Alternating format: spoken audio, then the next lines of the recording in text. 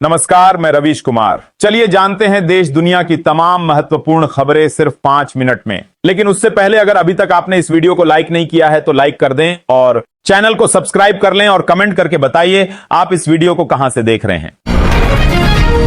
आज मंच पर शशि थरूर भी हैं। कई लोगों की नींद हराम होगी। पीएम मोदी ने आज केरल के तिरुवनंतपुरम में बंदरगाह का उद्घाटन किया। इस दौरान उन्होंने राहुल गांधी और शशि थरूर की कथित अदावत पर तंज कसा। कार्यक्रम को संबोधित करते हुए पीएम मोदी ने कहा, हमारे सीएम पिनराई विजयन से कहना चाहूंगा कि आप तो इंडिया अलायंस के मजबूत पिलर रहे हैं। आज शशि थरूर भी बैठे हैं। आज का यह इवेंट कई लोगों की नींद हराम कर देगा। मैसेज चला गया जहां जाना था। एक बार घर में घुसकर बैठ जाओ। पहलगाम हमले के बाद से एआईएमआईएम सांसद असदुद्दीन ओवैसी लगातार पाकिस्तान पर हमलावर हैं। ओवैसी ने एक बार फिर निशाना साधते हुए कहा, बीजेपी कहती है कि घर में घुसकर मारेंगे। आप अगर सही में एक्शन लेना चाहते हैं तो इस बार घर में घुसकर बैठ जाइए। संसद का प्रस्ताव है कि पीओके हमारा है। यह राजनीतिक मामला नहीं, पूरे देश की भावना है। यहां ओवैसी का इशारा पीओके पर कब्जा करने की ओर था। मनीष सिसोदिया का तंज, ट्रिपल इंजन सरकार के इंजन घुरघुर करने में एएपी नेता। मनीष सिसोदिया ने दिल्ली में हुए जलभराव को लेकर बीजेपी सरकार पर निशाना साधा है। उन्होंने एक्स पर वीडियो शेयर कर लिखा, बीजेपी राज में दिल्ली का हाल। ट्रिपल इंजन सरकार के सारे इंजन और उनके कलपुर्जे सुबह से शाम तक केवल अरविंद केजरीवाल के खिलाफ घुर्रुर करने में लगे रहते हैं और दिल्ली का यह हाल बना दिया। झूठ और जुमलेबाजी में बीजेपी नेताओं से कोई जीत नहीं सकता, लेकिन वक्त आते ही पोल खुल जाती है। रॉबर्ट वाड्रा के खिलाफ कानपुर कोर्ट में अर्जी दाखिल। कांग्रेस की महासचिव प्रियंका गांधी के पति रॉबर्ट वाड्रा के खिलाफ मुकदमा दर्ज करने के लिए कानपुर सीजेएम कोर्ट में अर्जी दाखिल की गई है। वाड्रा ने कहा था कि आतंकवादियों ने नागरिकों की पहचान कर उन्हें इसलिए निशाना बनाया था क्योंकि उन्हें लगता है कि भारत में मुसलमानों को दबाया जा रहा है। आरोप है कि यह बयान नफरत फैलाने वाला है। कोर्ट ने पुलिस से रिपोर्ट तलब की है। इजराइल में आग से बिगड़े हालात, इमरजेंसी का ऐलान। इजराइल में राष्ट्रीय आपातकाल लगा दिया गया है। यरूशलेम के पास जंगल में लगी आग तेजी से फैल रही है। आग के भयावह रूप को देखते हुए आसपास के इलाकों में दहशत है। पीएम बेंजामिन नेतन्याहू ने चेतावनी दी है कि आग की लपटें जल्द ही यरूशलेम शहर के अंदरूनी हिस्सों तक पहुंच सकती हैं। दमकलक कर्मी आग बुझाने की कोशिश कर रहे हैं। कई देशों ने भी मदद भेजी है। अब तक हजारों लोगों को सुरक्षित जगह पर पहुंचाया जा चुका है।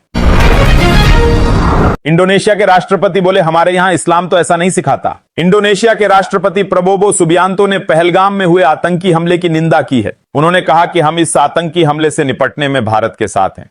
इंडोनेशिया में जिस इस्लाम का पालन किया जाता है वह ऐसे आतंकवादी हमलों की शिक्षा नहीं देता।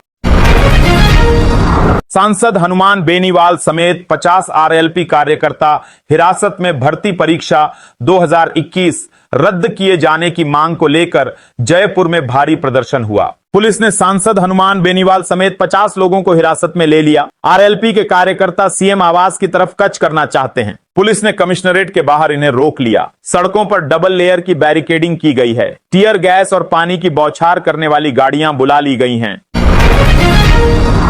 सरकार की स्पष्ट नीति सामने नहीं आई। खड़गे दिल्ली में कांग्रेस वर्किंग कमेटी की मीटिंग जारी है। बैठक में कांग्रेस अध्यक्ष मल्लिकार्जुन खड़गे ने कहा, पहलगाम हमले के बाद सरकार की स्पष्ट नीति सामने नहीं आई है। सरकार आतंकवाद पर ठोस कार्रवाई करे। हम इसमें सरकार के साथ हैं। विपक्ष हर फैसले में सरकार के साथ हैं।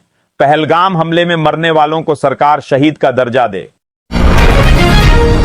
सरकार मोदी की लेकिन सिस्टम राहुल का जाति जनगणना पर संजय राउत। शिवसेना यूबीटी के सांसद संजय राउत ने केंद्र सरकार के आगामी जनगणना के साथ जाति जनगणना कराने के फैसले पर कहा है, सरकार प्रधानमंत्री नरेंद्र मोदी की है लेकिन सिस्टम कांग्रेस नेता राहुल गांधी का है।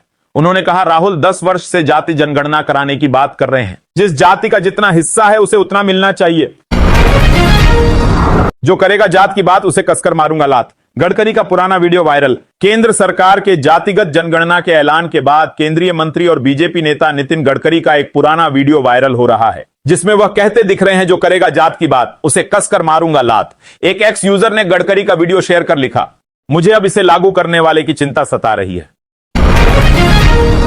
पाक एयर स्पेस बंद होने से एयर इंडिया को होगा $600 मिलियन का नुकसान, सरकार से मांगी मदद। राइटर्स के मुताबिक पाकिस्तान द्वारा भारतीय एयरलाइनों के लिए अपना एयर स्पेस बंद करने के बाद एयर इंडिया को 600 मिलियन तक का अतिरिक्त खर्च उठाना पड़ सकता है। इसको लेकर एयर इंडिया ने सरकार से अनुपातिक सब्सिडी मांगी। कंपनी ने कहा है कि पाकिस्तानी एयर स्पेस के बंद होने से फ्लाइट ऑपरेट करने की लागत तेजी से बढ़ रही है।